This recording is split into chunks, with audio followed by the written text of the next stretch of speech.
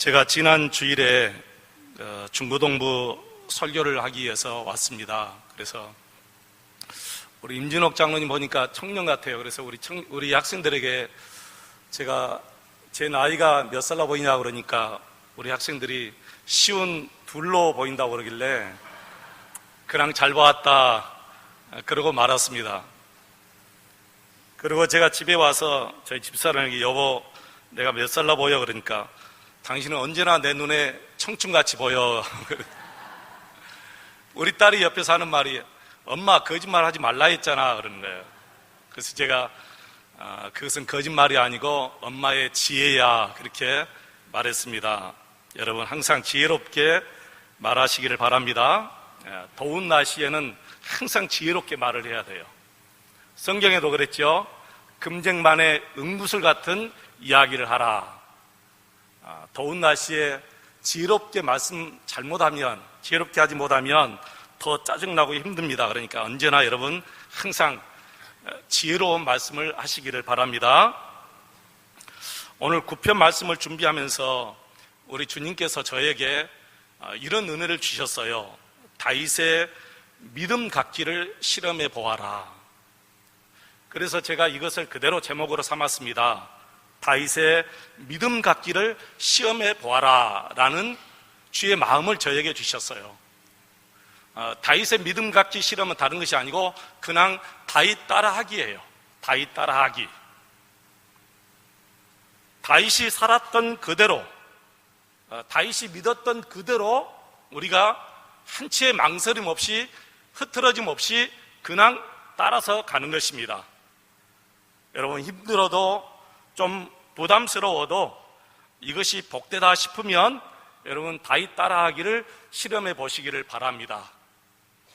다윗 따라하기 부담스럽습니까? 여러분 힘들겠습니까? 여러분 아무리 힘들고 어려워도 이것이 내 삶의 복이다 그러면 여러분 따라서 하시기를 축원합니다. 발명왕 에디슨은 한 가지를 발명하는데도 여러분 1000번을 넘게 실험을 계속합니다. 그리고 안 되면 또 1000번을 하는 거예요. 우리도 마찬가지지요.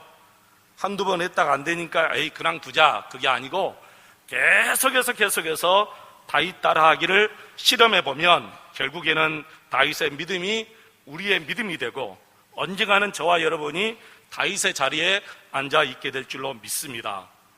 아무튼 우리 모든 전성도들이 다윗 따라하기 시작하십시다. 저는 지난 주일에 들은 말씀이 생각이 나서 한 주간 내내 풀도 보고 나무도 보고 잠자리도 보고 여러 가지를 다 보면서 거기에 우리 예수님의 이름과 그리고 하나님의 영광을 보았습니다. 여러분 이제는 그 무엇을 보아도 거기에서 하나님의 영광을 볼 수 있어요. 여러분을 보면서도 하나님의 솜씨와 하나님의 영광을 봅니다. 놀라운 하나님의 은혜예요. 여러분 이 놀라운 은혜가 여러분 안에 충만하시기를 축원합니다. 오늘 또 우리 하나님의 말씀을 들으시고 한 주간 내내 그 말씀을 계속 묵상하면서 다윗 따라하기를 실험해 보시기를 주의 이름으로 축원을 드립니다. 오늘 시편 9편을 보시면 다윗은 먼저 감사와 찬송을 하나님께 드립니다. 이 9편 말씀이 배경이 되는 말씀은 사무엘상 17장에 나오는 다윗이 골리앗을 물리치고 하나님께 전심을 다하여 드린 감사의 시 그리고 찬송을 드리는 시입니다. 여러분 1절 먼저 한번 보십시오. 1절 말씀 보면 내가 전심으로 여호와께 감사하오며 그랬죠. 전심으로 여호와께 감사하오며 2절 내가 주를 기뻐하고 즐거워하며 지존하신 주의 이름을 찬송하리니 지존이란 뜻은 그 누구도 대적할 수 없는 높으신 분을 지존자 그렇게 얘기합니다. 지존자. 우리도 여러분 찬송 부르죠? 여러분 지존하신 분 그 누구도 대적할 수 없는 높으신 분 그분에게 내가 기뻐하며 그분을 기뻐하며 그분을 즐거워하며 찬송을 드린다 이렇게 고백합니다. 여러분, 그렇습니다. 우리 하나님 아버지 지존자이시지요. 저와 여러분이 힘들 때나 어려울 때나 즐거울 때나 슬플 때 언제나 내가 아버지하고 부르면 응답하시는 나의 아버지, 아버지 하고 부르면 그때 또다시 나에게 응답해 주시는 지존하신 우리 하나님 아버지, 그 누구도 대적할 수 없는 높으시고 이대하신 분, 그분이 저와 여러분의 아버지가 되십니다. 여러분, 그분을 늘 기뻐하면서, 그분을 늘 즐거워하면서 그분에게 찬송을 드리시기를 축원합니다. 오늘 본문을 제가 몇 번을 읽었는지 모릅니다. 계속해서 읽고 또 읽고 참 많이 읽었어요. 다윗은 오늘 말씀을 통해서 세 가지를 우리에게 말씀하시는데, 첫째는 하나님은 반드시 악인과 의인을 구별하여 공의롭게 그리고 정의롭게 의롭게 심판하신다라는 사실이 오늘 3절로 8절에 기록되어 있습니다. 두 번째, 꾀를 부리는 자는 자기 꾀에 빠지도록 하나님께서 반드시 심판하신다, 이 말씀이 15절로 17절에 기록되어 있지요. 세 번째, 우리 자신이 인생뿐임을 알게 해달라고 하나님 앞에 기도합니다. 그리고 오직 하나님만 의지하라고 말하죠. 19절로 20절에 나와 있습니다. 다윗은 먼저 하나님은 반드시 의인과 악인을 구별하시고 의롭게 공의롭게 심판하신 분이다, 이것을 다윗이 믿었어요. 여러분, 하나님의 심판을 믿지 못하면 믿음이 흔들리기 시작해요. 반드시 하나님이 심판하신다, 이것을 믿잖아요. 그러면 우리의 믿음이 흔들리지 않아요. 그리고 꾀를 부리지 않습니다. 하나님이 아시니까, 하나님이 아시고 반드시 의롭게 공의롭게 심판하시니까. 여러분, 억울한 일을 당할 때 어떻게 하죠? 참습니까? 억울한 일을 당할 때 하나님의 심판을 믿게 되면 참게 됩니다. 인내하게 돼요.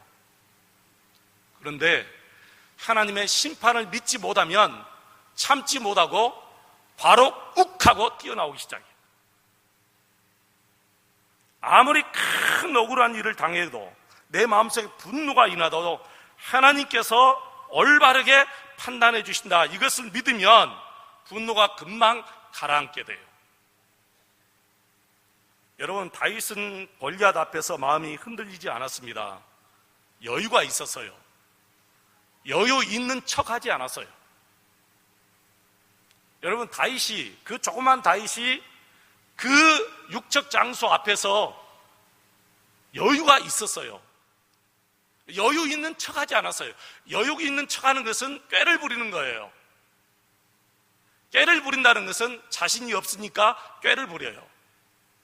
그런데 하나님을 믿으면 꾀를 부리지 않게 돼요. 그러니까 그 골리앗 앞에서도 다윗이 여유가 있었던 거예요. 사무엘상 17장 45절 말씀 보면 다윗이 블레셋 사람 골리앗 앞에서 이렇게 말합니다. 너는 칼과 창과 단창으로 내게 오거니와 나는 만군의 여호와의 이름 곧 내가 모여가는 이스라엘 군대의 하나님의 이름으로 너에게 나간다, 그렇게 다윗이 말합니다. 여러분, 어떻게 이렇게 여유가 있을 수 있습니까? 다윗은 하나님이 이것을 심판하신다, 나와 이 골리앗 앞에서 하나님이 심판하신다, 이걸 믿은 거예요. 그리고 하나님께 맡긴 거예요. 다윗의 마음속에는 두려움과 공포가 사라졌어요. 여러분, 사람은 누구에게나 내가 이룰 수 없는 문제가 오거나 나보다 더 큰 문제가 오면 두려움이 오고 공포가 밀려와요. 그런데 하나님을 믿는 믿음이 큰 사람은 그 믿음이 그 두려움을 이기게 되어 있어요. 이 믿음이 적으면 그 두려움과 공포에 쉽게 우리가 갇히게 되지요. 제가 이렇게 가만히 보면 아주 작은 것에도 쩔쩔매는 분들이 계십니다. 이기지 못해요. 왜 그러죠? 나의 믿음이 그것을 이길 수 있는 믿음이 못 되니까 그런 거예요. 여러분, 작은 유혹조차, 작은 것조차 이길 수 없는 믿음을 우리가 가져서는 안 되겠지요. 여러분, 오늘부터 다윗의 믿음 갖기 실험을 꼭 해보시기를 바랍니다. 그냥 다윗 따라하기 시작하면 되는 거예요. 나는 다윗대로 살겠다. 나는 다윗이 말한 대로 살겠다. 나는 다윗이 말한 대로 한번 말아보면서 살겠다. 나는 다윗이 걸어간 그 길을 걸어가겠다. 자신의 믿음은 포장할 수가 없어요. 결국에는 드러나게 돼요. 이기기 때는 반드시 내 믿음이 드러나게 됩니다. 그러니까 믿음이 있는 척해도 아무 소용이 없어요. 다윗이 골리앗 앞에서 여유 있는 척 해봤자 결국에는 다 드러나게 되어 있어요. 그러니까 다윗은 여유 있는 척하지 않았어요. 힘들면 아예 가지 않았을 거예요. 골리앗이 정말 두려웠으면 그 앞에 가지 않았을 거예요. 그런데 하나님을 믿는 믿음이 크기 때문에 그 믿음을 가지고 골리앗 앞에 당당히 선 건 거예요. 여러분, 다윗은 머리로만 믿는 믿음이 아니에요. 입술로만 고백하는 믿음이 아니에요. 그의 믿음은 삶 속에 드러나는 믿음이었어요. 여러분, 지식적인 믿음은 그 사람에게 아무런 도움이 되지 못합니다. 내가 배워서 얻은 믿음은 내 마음을 평안하게 하지 못하고 나의 삶을 행복하게 하지 못해요. 어떤 믿음이 나에게 힘을 주고 어떤 믿음이 나를 행복하게 하느냐? 삶 속에서 이 말씀대로 살아가는 믿음만이 나를 행복하게 하고 나를 편안하게 하십니다. 그게 진짜 믿음이에요. 사랑하는 성도 여러분, 우리 하나님은 심판하시는 하나님, 반드시 공의롭게, 진실하게, 의롭게 심판하시는 하나님이시기 때문에 그 하나님을 믿고 여유롭게 살아가시기를 축원합니다. 두 번째는 꾀를 부리는 자는 자기 꾀에 빠진다고 15절로 17절에 말씀했지요. 사람들이 꾀를 많이 부려요. 왜 그러죠? 사람들이 꾀를 부립니다. 자신이 없으니까 꾀를 부리게 돼요. 왜 자신이 없느냐? 하나님을 믿는 믿음이 약하니까 자신이 없어요. 계속해서 자신이 없어져요. 자신이 없어지면 올바른 길을 올바르게 살지 못하고 반드시 꾀를 부리게 돼요. 꾀를 부리게 되면 그 꾀에 자기가 넘어지게 되어 있습니다. 우리가 시편을 시작할 때 복 있는 사람은 악인의 꾀를 따르지 아니하고 그랬어요. 복 있는 사람은, 저와 여러분은 복 있는 사람이에요. 하나님께 이미 복을 받아 누리고 사는 사람이에요. 그렇기 때문에 꾀를 부려서는 안 돼요. 좀 힘들고 어려워도 차라리 내가 좀 힘들면 힘들었지 꾀를 부려서는 안 됩니다. 차라리 내가 오해를 받아도 오해를 받았지 꾀를 부려서는 안 됩니다. 하나님께서는 꾀를 부리는 자는 그 꾀에 자기가 넘어지도록 하나님께서 심판하시기 때문에 그렇습니다. 성경을 보면 언제나 정직한 자와 악한 자를 항상 대조해서 말씀하시는데, 악한 자는 꾀를 부리고 산다, 그렇게 얘기합니다. 하나님을 믿는 성도들, 하나님의 자녀들은 하나님을 믿기 때문에 꾀를 내면 안 됩니다. 여러분, 주위에 꾀를 내서 잘 사는 사람 보았습니까? 아니잖아요. 반드시 그 꾀에 자기가 다 넘어갔잖아요.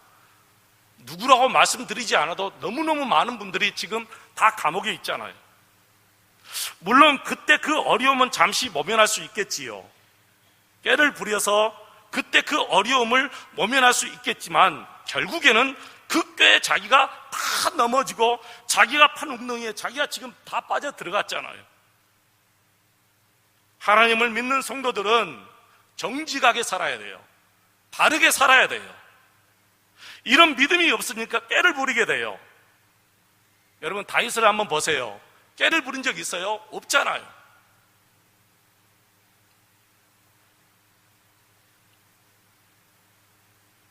물론 한 번 있었죠. 우리아의 아내 밧세바를 범하고 난 다음에 그것이 들통날까봐 그 우리아를 전쟁 중에 있는 우리아를 불러내가지고 그 아내와 잠자리를 하게 해요.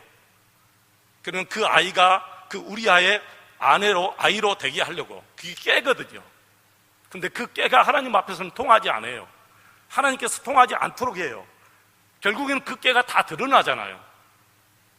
여러분, 깨는 반드시 다 드러나게 되어 있습니다. 그러니까 힘들고 어려워도 부끄러워도 그때를 면하기 위해서 깨를 부려서는 안 되고 정직하게 바로 하나님 앞에 고백하면 반드시 하나님께서 모든 것을 합력하여 선을 이루게 해주셔요.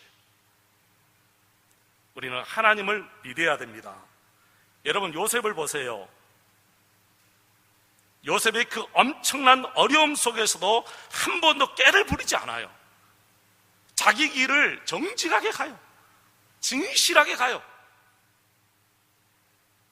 얼마나 힘들었겠어요. 그 어린 나이에 형들에 의해서 애굽으로 종으로 팔려갈 때 얼마나 여러분 힘들었겠어요. 한번 우리 청년들 생각해 보세요.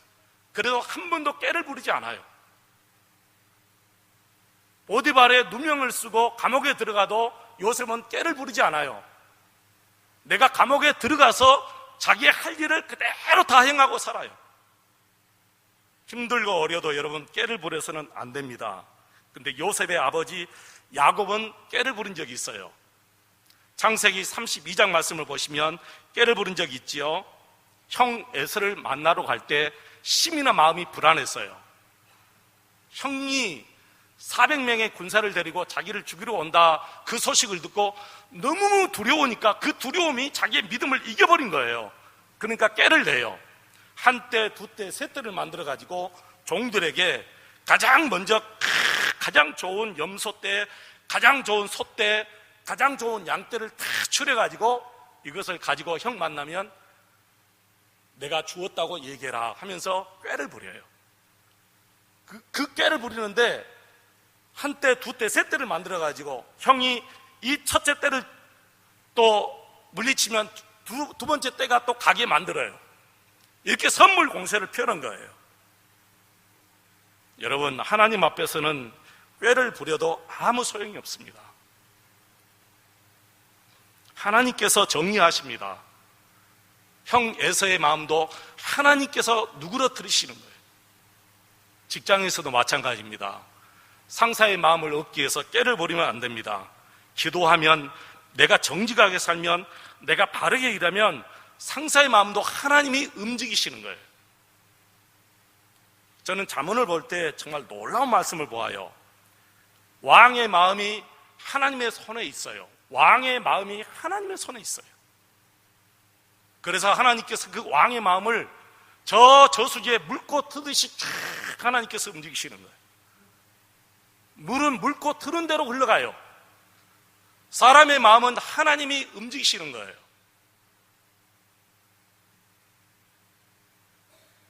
제가 처음 목회할 때 이런 믿음이 없으니까 성도들 마음 한 사람 한 사람 다 내가 움직이려고 얼마나 노력한지 몰라요. 신경성 대장 증상까지 걸렸어요. 사람의 마음은 사람이 움직일 수가 없어요. 여러분, 자식의 마음 아버지 어머니가 움직일 수 있나요? 못 움직여요. 그 육신은 내가 어떻게 해볼 수가 있어요. 그러나 그의 마음은 부모라도 자식의 마음을 움직일 수가 없어요. 그러니까 힘든 거예요. 그런데 하나님께 맡기고 기도하면 그 자식들의 마음까지 하나님이 움직여 주셔요. 힘들고 어려워도 하나님께 맡기시고 하나님이 움직여 달라고 기도하시기를 축원합니다. 그리고 깨를 부리지 마시기 바랍니다. 자식을 대할 때도 진실하게 대하면 돼요. 자식에게 어떻게 깨를 부려서 저 아들을 어떻게 할까, 저 딸을 어떻게 할까, 그거 필요 없어요. 아무 소용이 없어요. 안 됩니다. 깨 부리지 말고 자식들도 정직하게 대하면 반드시 하나님께서 자식들의 마음까지 움직여 주실 줄로 믿습니다. 여러분 믿으시지요? 세 번째, 우리는 언제나 나는 나약한 인생뿐임을 알아야 됩니다. 하나님, 나는 인생입니다. 하나님께 지음받은 피조물이다 그 말이에요. 다윗은 그것을 알아서요, 하나님 정말 나는 나약한 인생이에요. 그래서 하나님을 늘 의지합니다. 그 조그만 다윗이 어떻게 골리앗 앞에 설 수 있는 생각을 했을까요? 나는 약하지만 하나님이 강하십니다. 이 전쟁은 하나님께 속해 있습니다. 그걸 안 거예요. 그런데 골리앗은 그것을 몰랐어요. 자기가 신처럼 생각했어요.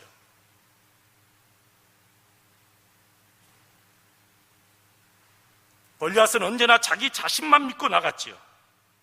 다윗은 나는 인생이기 때문에 나는 나를 믿지 아니하고 언제나 하나님만 믿고 나가요. 다윗과 골리앗의 차이예요. 저는 우리 자신이 어떤 존재인가를 알아야 된다고 생각해요. 여러분이 어떤 존재인가를 알으셔야 돼요. 나는 이런 존재입니다. 성경에 보니까 이렇게 말했어요. 인생은 한 줌의 흙이다. 인생은 한 줌의 흙이다. 그리고 인생은 질그릇이라고 말했습니다. 잘 깨어지기 쉬운 질그릇. 그리고 아침에 잠깐 있다가 없어지는 안개라고 했습니다. 그리고 잠시 피었다가 시드는 꽃이라고 말했습니다. 이게 다 성경에 기록되어 있어요. 여러분, 우리는 정말 질그릇이에요. 정말 질그릇이에요. 쉽게 깨어지기 쉬운 질그릇이에요. 그래서 우리 자신을 의지하지 말고 하나님을 의지하고 나가야 돼요. 우리는 잠깐 있다 없어지는 안개입니다. 영원히 살 수 있는 사람이 아니에요. 여러분, 가지고 있는 것 잠시 누렸다가 금방 피었다 시드는 꽃과 같아요. 언제 어떻게 그것이 없어질지 몰라요. 그래서 하나님만 바라보고 하나님만 의지하고 나가야 돼요. 사람이 아프지 않고 건강하잖아요. 그러면 정말 천년 만년 살 것처럼 늘 교만하게 그렇게 살아요. 참 그래요. 이상해요. 저부터 그래요. 안 아프잖아요. 안 아프면 아주 의기양양하게 살아요. 정말 청춘인 것처럼 그렇게 생각해요. 얼마나 교만한지 몰라요. 그런데 그러다가 몸이라도 조금 어디 아프잖아요. 그러면 아주 낭떠러진 것처럼 그렇게 또 약해진 거예요. 사람의 마음이에요. 이런 연약한 인간이 여러분 교만해 보았자 얼마나 높아지겠습니까? 다윗은 그걸 안 거예요. 그러니까 그렇게 기도해요. 하나님, 저 인생들이 인생뿐임을 알게 도와주세요. 이 말씀은 인생이니까 하나님을 의지하게 해달라는 거예요. 다윗은 알잖아요. 자기 자신이 인생뿐임을 알기 때문에 하나님을 의지하는데 저 사람들은, 저 이방 사람들은 자기가 신처럼 생각하니까 하나님을 의지하지 않게 됩니다.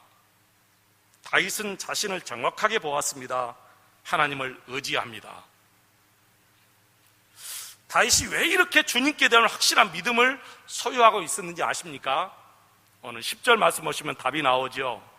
10절 말씀 보면 여호와여 주의 이름을 아는 자는 주를 의지하오리니 이는 주를 찾는 자들을 버리지 아니하심이니이다 그랬어요. 하나님의 이름을 아는 자가 주를 의지한다는 거예요. 하나님의 이름을 아는 자가 주를 의지한다. 여러분은 하나님 이름 아세요? 여러분 예수님의 이름 아세요? 다윗도 알고 우리도 하나님의 이름을 알아요. 그런데 다윗이 아는 것하고 우리가 아는 것은 하늘과 땅 차이예요. 다윗이 하나님의 이름을 아는 것은 삶 속에서 믿음으로 체험해서 아는 알미고요. 우리가 하나님의 이름을 아는 것은 지식으로 얻은 알미예요. 그러니까 믿음이 다를 수밖에 없는 거죠.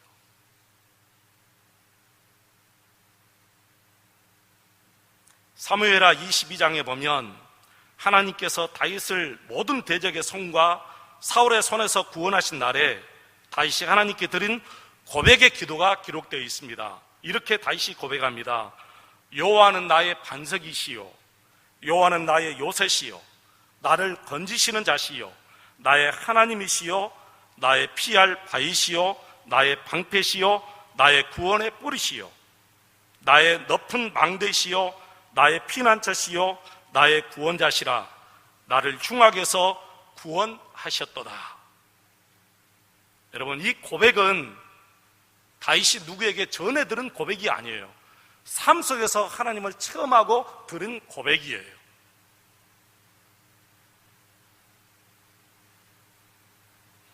다윗은 하나님을 믿을 때 얼마나 놀라운 일이 일어났는지 수도 없이 경험한 사람인 것입니다. 시편 23편, 가장 좋은 시편입니다. 우리 모두가 다 아는 시편이에요. 불신자들도 이 시편을 알고 있어요. 이 시편을 기록할 당시 다윗의 형편을 아십니까? 다윗이 사울 왕의 지도관 시기를 받아서 죽을 힘을 다하여 도망 다닐 때 이 시편 23편을 기록했어요. 근데 다윗이 어떻게 고백합니까? 여호와는 나의 목자시니 내게 부족함이 없으리로다. 사망의 음침한 골짜기를 수없이 다녔지만 원수와 맞닥뜨리는 일도 여러 번 있었지만 그때마다 다윗은 이렇게 묵상했습니다. 여호와가 나의 목자이시니 하나님이 나와 함께 하시니 내게 부족함이 없습니다. 다윗의 고백입니다. 근데 우리는 어떻습니까? 예수님을 믿으셨으니 부족함이 없으시지요?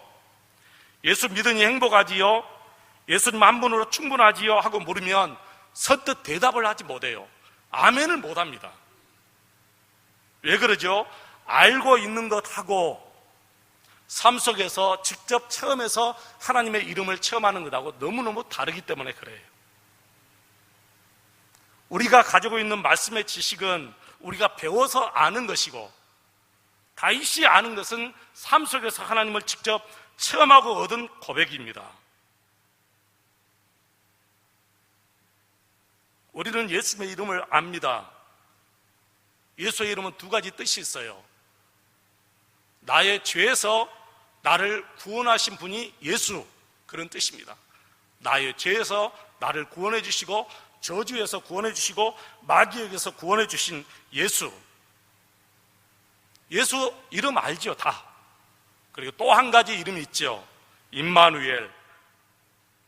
우리 하나님이 나와 함께 하신다. 이거 다 알고 있습니다. 아는데도 무섭습니다. 아는데도 두렵습니다. 아는데도 염려가 생깁니다. 아는데도 두려움에 빠집니다.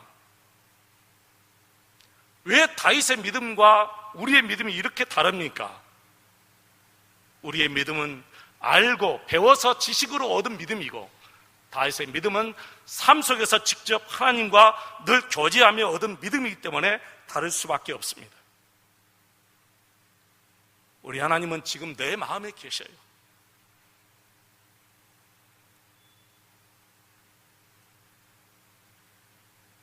우리 하나님은 우주 만물에 충만하시고 여러분 가정에 계시고 여러분 직장에 계시고 내가 저 밭에 휴가 갈 때 거기에도 우리 예수님이 계시고 저 산 거격으로 내가 휴가 갈 때 거기에도 우리 예수님이 계시는 거예요. 이런 삶을 우리 삶 속에서 우리가 체험을 해야만이 다윗과 같은 고백을 우리가 할 수가 있어요. 사랑하는 성도 여러분, 저와 여러분이 매일의 삶 속에서 매 순간순간 다윗처럼 하나님의 이름을 알아야 돼요. 삶 속에서 나와 함께 하시는 예수님의 그 이름, 임마누엘, 그 이름을 우리가 삶 속에서 경험하시기를 축원합니다. 그래야만이 다윗과 같은 믿음과 그런 삶을 살게 될 줄로 믿습니다. 말씀을 마치겠습니다. 여러분, 오늘부터 우리 하나님께서 저에게 주신 은혜, 여러분에게 주신 은혜, 다윗의 믿음 갖기를 실험해 보시기를 바랍니다. 그냥 다윗 따라하면 됩니다. 말씀도 다윗 따라하면 되고요. 내가 걸어가는 삶 속에서도 다윗 따라 걸어가면 되고 아무리 힘들고 어려워도 다윗이 기도했던 것처럼 하나님 앞에 그렇게 기도하면서 따라가면 결국에는 어느샌가는 저와 여러분도 다윗의 믿음을 갖게 되고 다윗이 앉아있던 그 믿음의 자리에 우리가 앉아있게 될 줄로 믿습니다. 다윗 믿음 갖기 실험, 여러분 오늘부터 시작하시기를 바랍니다. 좀 부담스럽고 힘들어도, 너무너무 부담스럽다 해도 여러분 결국에 따라하면 결국에는 우리도 다윗의 믿음을 갖게 될 줄로 믿습니다. 오늘 성찬식이 있습니다. 예수님의 살을 먹고 예수님의 피를 마시는 시간입니다. 이것은 예수님과 나와 하나됨을 다시 일으켜주는 믿음을 갖게 돼요. 왜 예수님의 피를 먹고 왜 예수님의 살을 먹고 예수님의 피를 마신다고 했을까요? 예수님이 말씀하셨어요. 나는 너의 마음속에, 너는 내 안에 거할 것이다. 예수님과 하나 되었다 그 말이에요. 여러분, 교회에서만 예수님과 하나 되는 삶이 아니에요. 여러분, 가정에서도 예수님과 하나 되는 삶을 실제로 누리고 살아야 돼요. 예수님은 허상으로 계신 게 아니에요, 여러분. 꿈에서만 나타나는 그런 분이 아니에요. 매일매일 삶 속에서, 실제 내 삶 속에서 정말 예수님과 함께 살아야 돼요. 그게 안 되니까 이 무더운 여름 날씨에 그냥 짜증 나오면 그냥 짜증 부리고 쉽게 짜증 부리게 돼요. 얼마나 주위 사람들을 힘들게 하는지 몰라요. 예수님과 함께 살지 못하기 때문에 그러는 거예요. 예수님과 함께 살지 못하기 때문에 올바르게 판단하지 못하고 그냥 깨를 부리고 살게 돼요. 다윗의 믿음 갖기 실험하시기를 축복합니다. 정말 간절히 사모합니다. 매일매일 삶 속에서 24시간 동안 계속해서 예수님 의식하고 예수님 손잡고 예수님과 함께 살면 되는 거예요. 그게 안 되면 어떤 실험이라도 해야 돼요. 어떤 목사님처럼 계속해서 손을 꽉 쥐고 다니는 거예요. 목사님 왜 그렇게 손을 쥐고 다니십니까? 네, 예수님 손잡고 지금 살고 있습니다. 안 되니까 이렇게라도 하는 거예요. 어떤 목사님은 말의 실수를 위해서 성도님 한 분에게 엄청난 실망을 끼쳤대요. 저는 그 목사님이 참 목사님이라고 생각해요. 누구나 다 실수할 수 있어요. 그런데 다시는 실수하지 않겠다고 입술에 자갈을 물고 다녔대요. 여러분, 참 목사 아닙니까? 많은 목사님들이 성도님들에게 말의 실수로 성도님들의 마음에 상처를 줘요. 분명히 저도 여러분에게 상처 준 적이 있을 거예요. 그런데 그 목사님은 그 말 한마디 때문에 성도님이 너무 큰 상처를 받았기 때문에 다시는 내가 이 말로 우리 성도님에게 상처를 주지 않겠다고 입에 자갈을 물고 다닌 거예요.